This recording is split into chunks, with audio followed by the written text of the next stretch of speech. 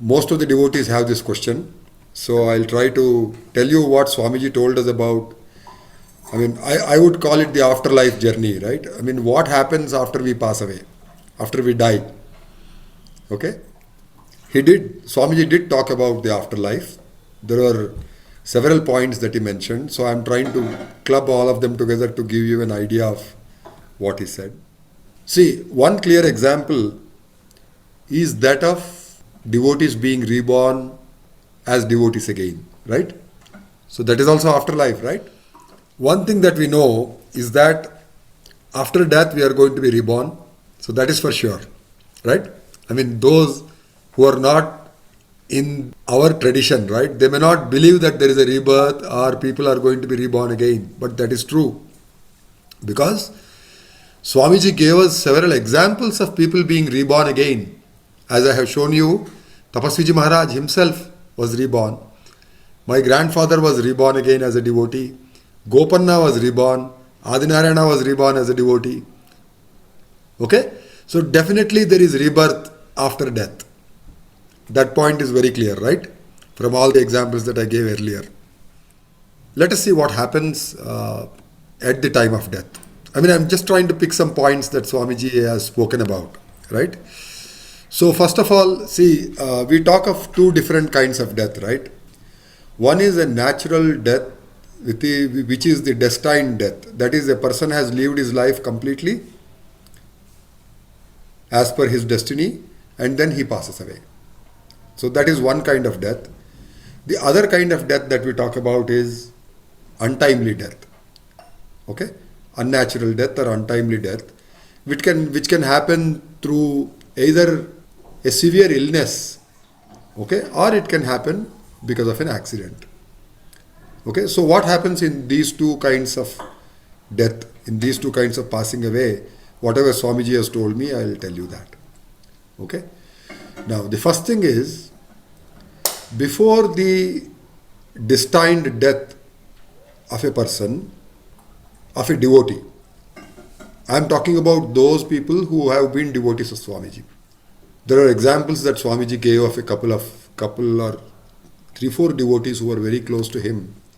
And what he told us was that every devotee, before he or she passes away, will come to Swamiji. Okay? Almost in the sense of saying that seek his permission. So irrespective of what is actually happening to the devotee, he could be on the deathbed, lying with some severe disease, ailing with the disease for probably a long time or whatever, right? But when the end comes, that devotee or that disciple will come to Swamiji wherever Swamiji is physically. He could be in Bangalore at the time, he could have been in Adivarapeta at that time, he could have been in London at that time or the USA at that time. But the astral body of the devotee, probably an Indian devotee, right, who had never traveled abroad, the astral body of that devotee will go to Swamiji, even if he is London. Swamiji is in London, this disciple is passing away in India, in Bangalore, this disciple will go to Swamiji, seek his permission to leave the physical body and die. Okay? There is a very clear example of this. So let me just tell you what happened, just to make it more interesting, okay? There is a devotee by the name of Dorai Swami. I am taking his name because a lot of us know him by name. He has been a very close devotee of Swamiji for a very long time. I think he came to Swamiji in the early 70s, 1970s. And he remained a devotee throughout. Not only he, a number of his family members, including his parents, his sisters, his brothers, his nephews, his nieces, they all have become Swamiji's devotees now. Now it is their grandchildren, okay? They also have become Swamiji's devotees now. So this incident happened with his mother. We were all here in the Bangalore ashram.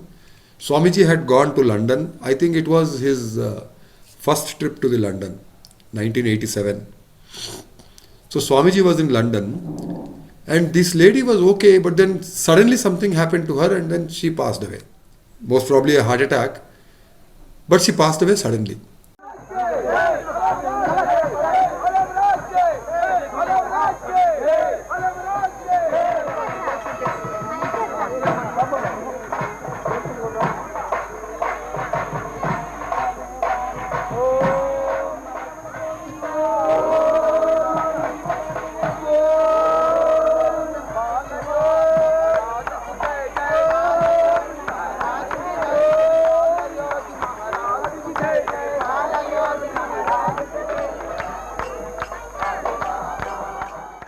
Okay, and then we were all informed, and then Doraiswamy, because he was a rich man, he could afford to call Swamiji by phone in London. He came to the ashram, he took the phone number, he called up Swamiji and spoke to Swamiji.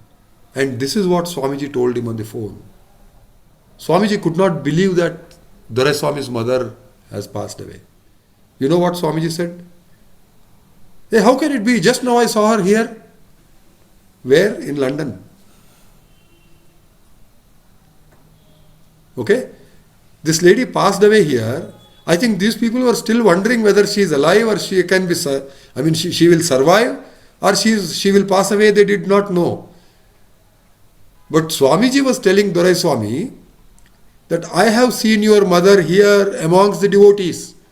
She came to me, she prostrated to me, she touched my feet, and she left just now. Doraiswamy was totally surprised. Okay, what Swamiji thought was, he was also surprised that this lady, I think her name was, it was some Lakshmi, I don't remember what Lakshmi it was. So that lady by the name of Lakshmi, who was Doraiswamy's mother, Swamiji saw her in London during a program. Swamiji was conducting a program, and he was in the midst of the program where devotees came to him in a queue, in a line, and were touching his feet and taking his darshan. So at that time, Swamiji saw this lady come in the queue, in the line, touch his feet, and then go away.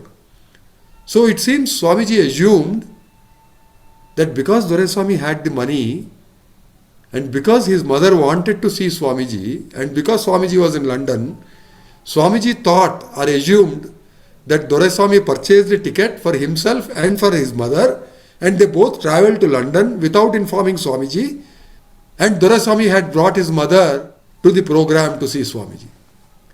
Swamiji himself told us this. Can you believe it? This is another example to say that even a yogi cannot easily make out whether a devotee is in his or her physical form or astral form. Okay? Only when the phone call came and Doraiswamy was crying and telling Swamiji that my mother has passed away, my mother has passed away, that is when Swamiji realized that, oh my God, it was the astral form of that lady. She came here in the astral form to seek permission from the Guru to leave. Okay, Pawan? So this is what happened. There were such incidents like that. Swamiji has told us that there are other devotees who would come in different forms. There was one devotee who Swamiji used to tell us came in the form of a bird to him when he was in the USA. And Swamiji realized that that bird was not other than the close devotee or the disciple in India. Okay? So like this, for a destined death, the devotees will go in astral form to Swamiji, seek his permission. I am saying Swamiji because we are talking of disciples of Swamiji, devotees of Swamiji. Probably devotees of other gurus like the Shankaracharya. I am talking about Chandrasekhar and the Saraswati, right? They may go to him before they get delivered, right? So this will happen with all the genuine gurus, all the yogis. Their disciples will come to them, seek their blessings before they leave. So I am assuming that the same thing will happen with us also, all of us. Okay? We will all go to Swamiji. I don't think it matters that Swamiji is not in his physical body anymore. We may go to his astral form, I don't know where. Maybe Adivarapeta, maybe Bangalore, I don't know. But I think we will go to him in our astral form, see him in his astral form, seek his darshan and then leave. Okay? Now, so let's come to, again, there is another point that he told us. He said that the astral body will travel at the time of death, not after death. Okay? Please note this. At the time of death, the astral form or the person or the jiva will travel in the astral form to the destination, wherever it is supposed to go. So that destination could be another loka, another world is what Swamiji was trying to tell us. And it travels in the form of light. is what Swamiji told us. Jyoti, that is the term he used, which means a lamp or a flame. Right? A little flame is called a Jyoti. It could be a flash of light also. So Swamiji told us that the jiva travels in the astral form, in the form of a light to the destination, and until it reaches the destination, the physical form here, the physical body here on this earth will remain alive. So that should explain to us why many people before the death, they are either in the stage of coma or they remain unconscious for a very long time and then they pass away. Okay? I mean, they don't communicate, they cannot do anything, but they are living. They are still living. They are not dead. So this is what Swamiji told us about timely death. Now let us come to the untimely death part. Okay? That is when people meet with an accident or people commit suicide where they were not supposed to die. Their time of destiny for death hadn't arrived yet, but they passed away because of an accident, because of getting involved in an accident, or because of, it could so happen, I mean, when I say accident, it could be a childbirth also. The mother could pass away in the process of giving birth to the child. Okay? So that is also, I am terming it as an untimely death. Okay, so it could be death, it could be that, or it could be death due to an accident. So during that time, I mean after that what happens is, the jiva or that astral body will not have a physical body associated with it because the physical body is destroyed. It is not fit enough to live anymore. Right? But the astral body continues to live. And that is the stage which we call as Preta Atma. That is a dead soul. That may not be the right terminology because the soul never dies. Okay? So this is talking about an astral body which does not have a physical body to be associated with. So it is just living as an astral body. Okay? So this will happen in the case of an untimely death. But with Swamiji's devotees, the devotees' astral bodies will continue to remain in touch with Swamiji. They can contact Swamiji. They can continue to pray to Swamiji, beg for blessings from Swamiji, and Swamiji can bless them, even when they are in the astral form. The physical form is gone.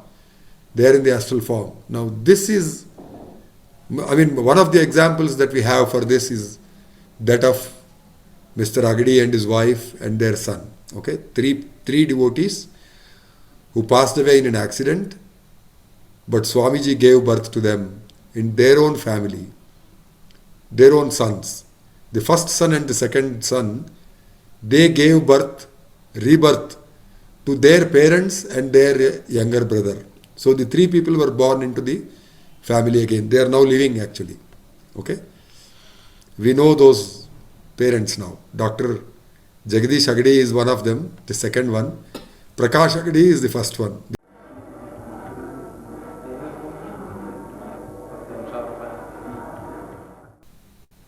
This is Mr. B.S. Agadi.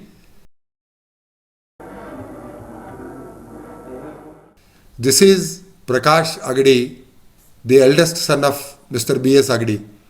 Okay, he is now the parent of two of them. Mr. Agadi and Mrs. Agadi were born to him.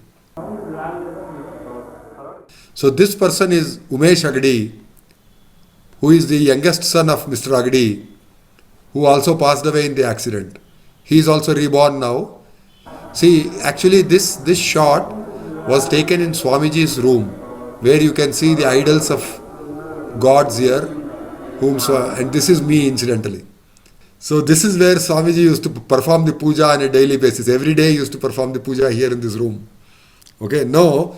But then let me also point out that a yogi has such spiritual power that he can bring back his devotees. He can give rebirth to his devotees as per their desire, if they beg him for that. Okay. So in this case, Mr. Agadi, Mrs. Agadi and their son, the youngest son, after they met with the accident and died, they came to Swamiji in the astral form and they begged him, Swamiji, please give us rebirth. Please give us rebirth in our... So Swamiji offered to give them rebirth in their own family. So they were born as their own grandchildren, okay, in the same house to their children.